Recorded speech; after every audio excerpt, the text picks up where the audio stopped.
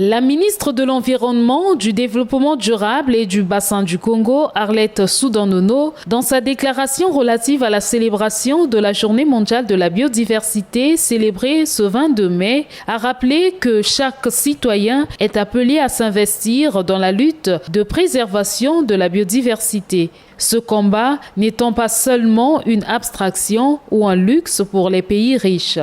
Ce combat n'est pas une abstraction. Encore moins un luxe de pays riches. C'est une urgence qui nous concerne toutes et tous. La biodiversité, c'est le socle de notre alimentation, de notre eau pure et de notre énergie. Elle est au cœur non seulement de notre survie, mais aussi de nos cultures, de nos identités et de notre joie de vivre. Arlette Soudan-Nono a attiré l'attention sur l'extinction de masse que subit la Terre selon les rapports des experts et des scientifiques. Les disparitions d'espèces de toutes sortes se multiplient. Plantes, poissons, mammifères, oiseaux, insectes, reptiles, du fait de la déforestation, de l'agriculture non durable, du surpâturage, des activités minières et extractives incontrôlées, mais aussi, bien sûr, du fait du réchauffement climatique. La ministre de l'Environnement, du Développement durable et du Bassin du Congo a salué la résistance de l'Afrique à l'appauvrissement de la biodiversité. Notre continent abrite encore une extraordinaire diversité biologique. Et c'est le dernier endroit sur Terre où vivent de nombreuses espèces de grands mammifères. Mais ne nous y trompons pas. La population africaine est appelée à doubler d'ici 2050 pour atteindre 2,5 milliards d'âmes et dans aucune autre région du monde, les hommes ne sont encore autant dépendants de la nature pour leur survie quotidienne. Or, ce précieux patrimoine est lui aussi sous pression. Dans tous les pays d'Afrique, la hausse des températures devrait être plus rapide que la hausse mondiale et les changements climatiques pourraient entraîner des pertes importantes d'espèces végétales d'ici à 2050, ainsi que la disparition de plus de 50% des espèces d'oiseaux et de mammifères et une baisse de 20 à 30% de la productivité des lacs. Parmi les pays qui contribuent à enrayer le déclin de la biodiversité, le Congo fait partie de ceux qui montrent la voie grâce à la vision du président de la République. Cela fait des décennies que le chef de l'État porte la voix de l'Afrique lors des grandes conférences sur la protection de l'environnement. Bien seul au début, puis peu à peu rejoint par ses pairs du continent. Il nous l'a rappelé lors de son discours d'investiture du 16 avril dernier. Notre nature est un don de Dieu que nous devons exploiter et respecter pour que cette croissance verte soit vertueuse. Fin de citation.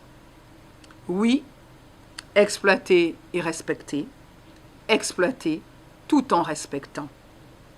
En d'autres termes, trouver le compromis entre le développement économique et la préservation de la nature, ce sont là des paroles de grande sagesse.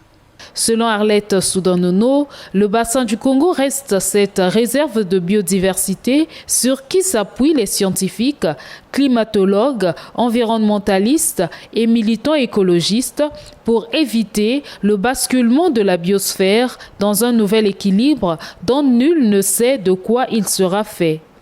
Avec ses forêts, ses fleuves, ses précieuses tourbières, ses sites protégés et ses zones humides.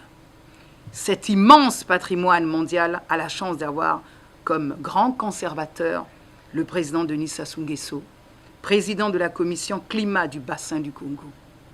À son initiative et sous son impulsion, a été créé il y a 4 ans, à Oyo, l'instrument financier du Fonds bleu pour le bassin du Congo, un fonds désormais opérationnel et décliné en près de 250 projets sectoriels des États membres de la Commission climat du bassin du Congo, évalués à 10 milliards de dollars américains, qui tous prennent en compte les savoirs autochtones, tant il est vrai que la conservation de la biodiversité ne fonctionne que lorsqu'elle intègre les besoins des communautés locales et les associe aux actions entreprises. La ministre de l'Environnement, du Développement durable et du Bassin du Congo a profité de l'occasion pour rappeler l'engagement du président de la République de donner au Congo la place mondiale qu'il mérite en matière de protection de l'environnement et de la biodiversité. Cet engagement, socle du développement durable, socialement équitable et écologiquement responsable, que notre président appelle de ses vœux, implique que la protection de la biodiversité soit désormais intégrée dans toutes les politiques publiques.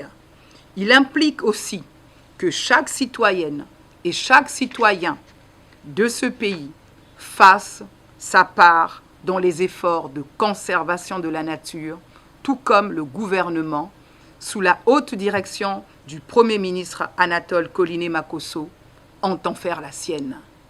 Arlette Soudan-Nono confie que les décisions qui seront prises à la prochaine conférence des Nations Unies sur la biodiversité qui se tiendra en octobre en Chine permettra à l'humanité de rêver à un avenir plus vert et durable. La célébration de la Journée mondiale de la biodiversité a été célébrée sous le thème « Nous faisons partie de la solution ».